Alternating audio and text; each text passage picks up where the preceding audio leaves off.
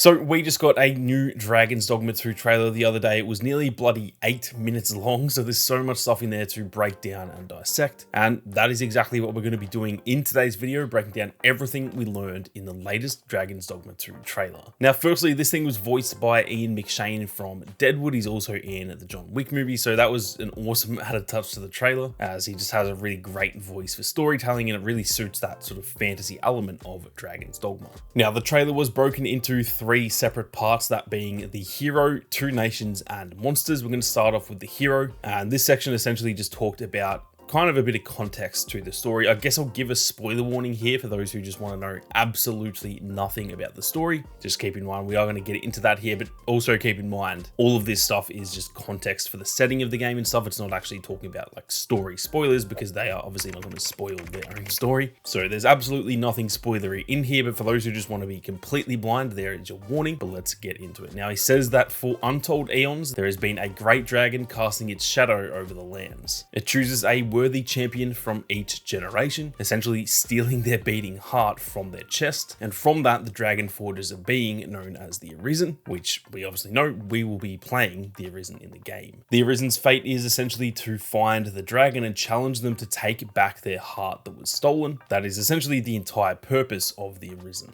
Now, they then actually mentioned the pawn system as well, in that this journey isn't one that we have to take on our own. We do get some pretty cool gameplay footage here, walking in the rift between parallel realities and actually being able to choose the pawns and stuff. So that was cool gameplay to see. We hadn't seen any of that as far as I'm aware. Now, at the end of this section as well, we also just got a few extra little clips here of some different vocations as well. Obviously, we have seen all of the vocations now, so there's no new vocations in here. It's just kind of new gameplay from each of those vocations. And I've got to say, the gameplay is just looking better and better each time I see it, as they just keep on revealing more and more gameplay. Now, before we get into the next two sections of the trailer, if you guys are new to the channel, be sure to hit that subscribe button and turn on those notifications. I've looked into the analytics, and on the Dragon's Dogma 2 content, on average, 99.1% of all the views on the channel in that time period are from people who are not subscribed. So if you're watching this video and you're not subscribed, be sure to subscribe. It would massively help me out. But with that being said, let's get stuck back into it. Now, the second section, as I said, was called Two Nations, and this is kind of talking about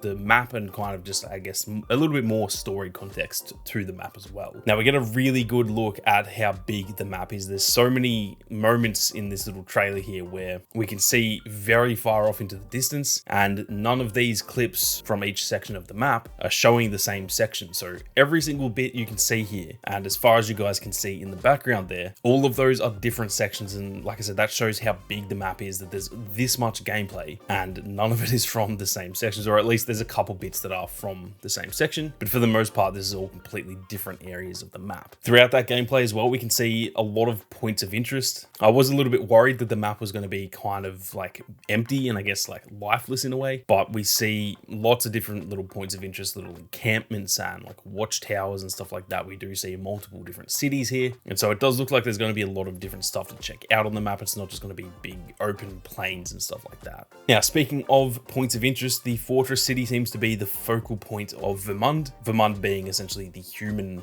nation of the map. Now, us as the Arisen, we are considered almost like royalty in Vermund, and in Vernworth Palace even more so. That's where a lot of the actual royalty lives, and they see the Arisen as almost a sovereign of that area, just due to their fate and them being essentially a protector to the people from that dragon. We then also see some stuff from Batal, which is the land of unforgiving deserts. This is obviously where the Beastren are from. So like I said, Vermund is essentially the human section of the map, I guess you would say, and Batal is essentially the Beastren section, but obviously there will be different races within each of those sections. Now, in Batal, there are a bunch of gondolas linking up large sections of Batal between like watchtowers and just general points of interest. That's going to make it a lot easier to get around, because there are some really high like canyon areas and stuff like that where it looks pretty difficult to get up there. So this is going to obviously make that a lot easier. They mentioned again about how this is where the Beastren are from, and they also mentioned that the Arisen is not really as welcome here as they are in Vermund. That kind of makes me wonder if, for example, if you make a beast-ridden character, are they going to be a little bit more accepted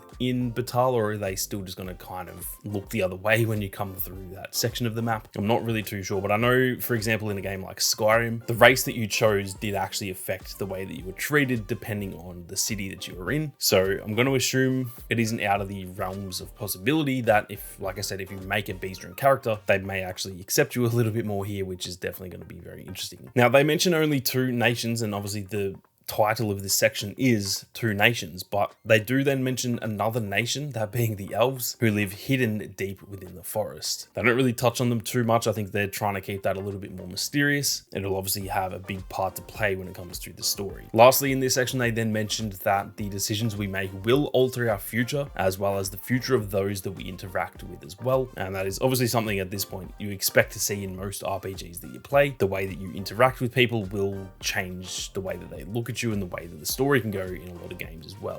Now, the final section is the monsters section. I did already do a video on every single enemy type, so there's nothing really new in here in terms of any new enemies or anything like that. Be sure to go and check that video out if you want to see every single enemy type. But we do get some more awesome gameplay in this final section, so I'll just touch on that instead of breaking down each of the different individual enemy types. We see a really awesome grapple hook moment here in the thief gameplay. I was a little bit worried about playing as the thief and the fighter, just because when we come up against characters or enemies like the harpies, for example, I was kind of worried that as a fighter or a thief, you wouldn't be that effective against them, but this gameplay here definitely looks very effective against those harpies. We also see some awesome golem gameplay here that just makes me so keen to go exploring around the map. The sections we see in the background there just look absolutely amazing. This part actually reminded me a hell of a lot of Hogwarts Legacy, just that like coastline, and there were pretty similar enemy types in Hogwarts Legacy to the golems. In fact, they may have even been called golems in that game as well, I'm not too sure, but this just really reminded me of